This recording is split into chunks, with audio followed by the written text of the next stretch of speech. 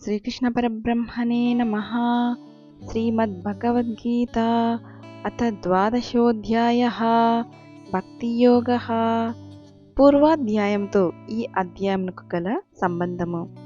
2వ అధ్యాయం మొదలుకొని 11వ అధ్యాయం వరకును భగవానుడు కొన్ని చోట్ల నిర్గుణోపాసన, అక్షర పరబ్రహ్మతత్వము, జ్ఞాన నిష్టలను బోధించుచు, మరికొన్ని చోట్ల సగుణ బ్రహ్మోపాసనను, సాకార అర్చనను కూడా తెలుపుచూ వచ్చింది. తుట్టతుదకు విశ్వరూపమును చూపిరి. విశ్వరూపమును ఉపసంహరించిన మీదట పలికిన మత్కర్మకృత్ మత్పరమః మద్భక్తః మున్నగు వచనములు సగుణోపాసనను మిక్కిలి బలపరచునవై ఉన్నవి. పూర్వం భగవానుడి తెలిపిన అక్షర నిరాకార ఆత్మోపాసనకు సంబంధించిన విషయములు అర్జునుని మనంబున నాటుకొని ఉండుట చేతను ఇప్పుడు తిరిగి సాకారోపాసన సంబంధములైన వాక్యములను వినుట వలనను వెంటనే అర్జునునకు సంశయముదప సాకార నిరాకారోపాసకులలో ఎవరు శ్రేష్ఠులు అని ఈ 12వ అధ్యాయమున భగవానుని ప్రశ్నించుచున్నాడు. అర్జునుని ఆ ప్రశ్నతో ఈ అధ్యాయము ప్రారంభమగుచున్నది. అర్జున ఉవాచ ఏవం సతతయుక్తాయే భక్తా స్వాం పర్యుపాసతే ఏ చాప్యక్షరమవ్యక్తం తేషాం కే యోగవిత్తమాః.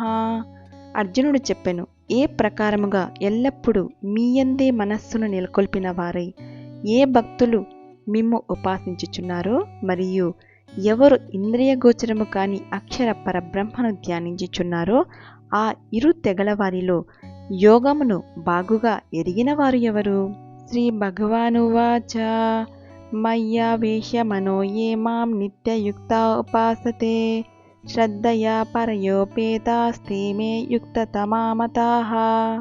శ్రీ భగవంతుడు చెప్పెను, నాయందు మనస్సును నిలిపి నిరంతర దైవ చింతనాపరులై మిక్కిలి శ్రద్ధతో కూడుకొనిన వారై ఎవరు నన్ను ఉపాసించుచున్నారో వారే ఉత్తమ యోగులని నా అభిప్రాయము.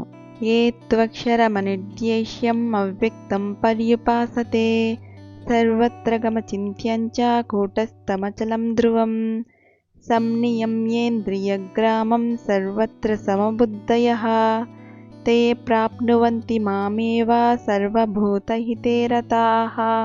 ఎవరు ఇంద్రియములన్నింటినీ బాగుగా నిగ్రహించి ఎల్లెడలా సమభావము కలవారై సమస్త ప్రాణులకును హితమునర్చుట యందు ఆసక్తి కలవారై ఇట్టిదని నిర్దేశింప సఖ్యము కానిదియు ఇంద్రియములకు గోచరము కానిదియు చింతింపనలవి కానిది